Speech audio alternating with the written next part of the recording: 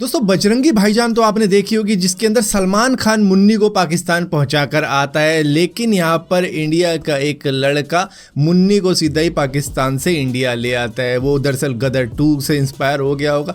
हालांकि वो लेने नहीं गया था पाकिस्तान, वो लड़की ही खुद ही भागकर आ गई किसी तरीके से। दोनों का रिलेशन दरअसल पबजी से स्टार्ट हुआ था, दोनों ही पबजी एक साथ खेलने लगे थे, जिसके बाद में बातचीत इतनी बढ़ गई कि महिला को लगा कि भैया मैं इसके बगैर नहीं रह सकती। वो पहले पहुंची नेपाल और नेपाल से सीधा पहुंची ग्रेटर नोएडा, बस में बैठकर बॉर्डर क्रॉस कर लिया होगा किसी तरीके से। और वो महिला अपने 4 बच्चों के साथ में आई थी। वो दरअसल अपनी लेट 20s के अंदर है एज की अगर बात की जाए तो। इन दोनों में ही कुछ ऐसा चक्कर चला कि भैया बच्चों के साथ ही वो आ गई। अब अपना शौहर तो खैर वहीं पे छोड़ दिया होगा। तो पुलिस को पता लगा था इस मैटर के बारे में कि भैया कोई इलीगल इमिग्रेंट किसी तरीके से ग्रेटर नोएडा के अंदर रह रहा है। उसके बारे में जैसे ही पता चलता है तो पुलिस जांच पड़ताल करना शुरू कर देती है, उसका मोटिव जानना शुरू कर देती है कि मोटिव क्या था। अब देखो, जो लड़का है वो भी अरेस्ट हुआ है, ये लड़की वो भी अरेस्ट हुई है, क्योंकि दोनों भैया एक साथ में रह रहे थे। और इसी के साथ साथ जो ओनर है जिसने रेंट पर दे रखा था अपना कमरा, वो भी इन चक्करों में पड़ चुका है, क्योंकि भैया उसने पाकिस्तानी को पनाह दे रखी थी जो कि इलीगली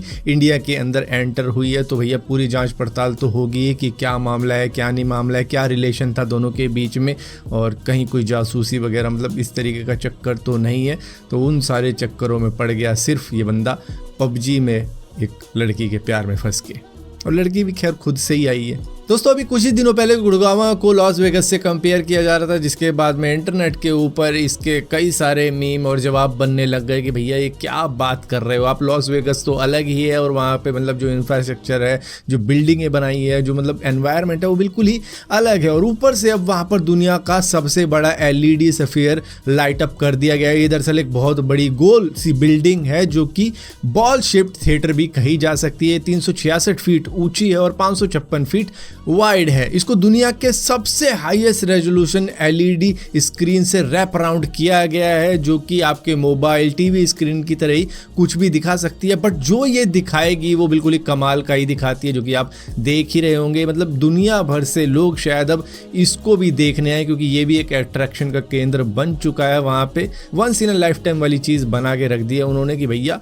इसको ही देखने आओ आप लॉस वेगस। जैसे कि दुनिया भर में 7 अजूबे होते हैं ना, लोग दुनिया भर से जाते हैं उसको देखने के लिए, अब उसी तरीके से शायद लोग इसको भी देखने जाएं कि भैया ये क्या चीज़ बना दी है, चलो देख के आते हैं। दोस्तों मार्क ज़करबर्ग ने ट्विटर की कॉपी लॉन्च कर दी है, जिसको थ्रेड कहा जा रहा है, जिसने 7 घंटों में 1 करोड़ से ज़्यादा यूज़र गेन कर लिए। हालांकि अब तो और भी ज़्यादा गेन कर लिए होंगे, क्योंकि यहाँ पर जितने भी इंस्टाग्राम वाले यूज़र हैं वो थ्रेड का भी यूज़ कर सकते हैं अपने इंस्टा वाले अकाउंट को यूज़ करके ही, जिसकी वजह से अगर आपको थ्रेड को छोड़ना पड़ेगा तो मतलब कि आपको इंस्टाग्राम को भी छोड़ना पड़ेगा। फिलहाल के लिए ऐसा ही है, लेकिन क्या पता आने वाले वक्त में आप थ्रेड का अकाउंट डीएक्टिवेट कर पाओ। और एलॉन मस्क ने इसको देखते हुए कहा है कि भैया इन्होंने फिर से हमारी कॉपी कर ली। मार्क ज़करबर्ग एक कॉपी कैट है, जैसा कि मैं हमेशा से कहता हूं, तो उन्होंने वही करके दिखाया। मेरी उम्मीदों पे खरे उतरे।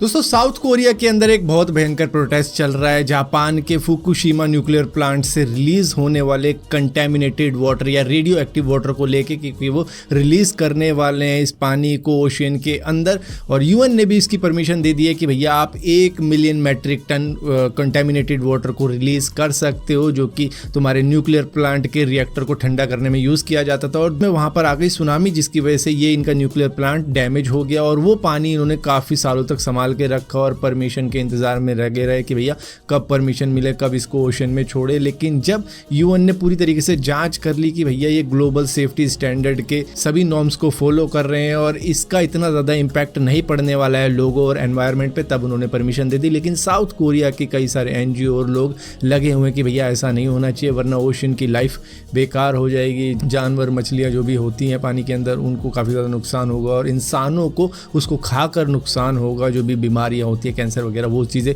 हो सकती है। लेकिन यूएन ने कहा है कि नहीं इतनी कोई दिक्कत वाली बात नहीं है, जापान तुम रिलीज करो। दोस्तों थाईलैंड के अंदर अक्सर लोग घूमने फिरने के लिए जाते हैं, जहां पर एक जगह है को समाओ, वहां पर एक्यूट वाटर क्राइसिस हो चुका है, क्योंकि वहां पर इतने ज़्यादा टूरिस्ट आए, करीबन कुछ महीनों में ही 10 लाख टूरिस्ट वहां पर आ गए, जिसकी वजह से होटल वगैरह के अंदर उन्होंने पानी इतना ज़्यादा वेस्ट किया। क्योंकि अगर उनको अपना होटल चलाना है तो पानी वानी का इंतजाम करना पड़ेगा, इलेक्ट्रिसिटी का इंतजाम करना पड़ेगा, लेकिन लेकिन वहाँ के टूरिस्ट होते हैं ऐसे हैं कि भैया वो थोड़ी ना देखते हैं कि टंकी में कितना पानी है कितना नहीं है, वो तो भैया दबा के पानी खर्च करते हैं, वेस्ट करते हैं, क्योंकि घर की टंकी हो तो पता भी लगे कि भैया कितना पानी है, कितना वेस्ट करना है, किस तरीके से यूज़ करना है। तो इस तरीके से वहाँ पर पानी का वेस्ट हुआ और ऐसा करने के बाद में अब वहाँ पर सिर्फ 1 महीने के गुजारे लायक पानी ही रह चुका है। और रेन भी क्योंकि नहीं हुई है पिछले कई महीनों से वहाँ पे, जिसकी वजह से टेंशन और भी ज़्यादा बढ़ चुकी है वहाँ की गवर्नमेंट की, और उन्होंने गाइडलाइन भी जारी कर दी है कि भैया पानी का यूज़ किस तरीके से होना चाहिए, ऐसे वेस्ट नहीं होना चाहिए, क्योंकि अब कम है पानी। हालांकि इंतज़ाम करने में भी वो लगे हुए हैं कि किस तरीके से क्या करें, क्योंकि अगर बारिश नहीं होती तो शायद 1 महीने में वहाँ पे पानी ना बचे। दोस्तों अक्सर आप भिखारियों को दया खा के भीख दे ही देते होंगे, लेकिन इनसे मिलो, इनका नाम है भारत जैन। ये इंडिया के ही नहीं बल्कि दुनिया के सबसे अमीर भिखारियों में आ रहे हैं, क्योंकि इनके पास में मुंबई के थाने के अंदर 2 फ्लैट है जिनकी वर्थ है 1,40,00,000 रुपए, और ऊपर से इनके 2 शॉप भी हैं और उन दोनों से ही ये रेंट भी कमाते हैं। तो मतलब शॉप से अलग रेंट आता है, फ्लैट से 30,000 रुपये का रेंट आ जाता है, और अलग से ये भीख मांग कर 60 से 75,000 रुपये भी कमा लेते हैं।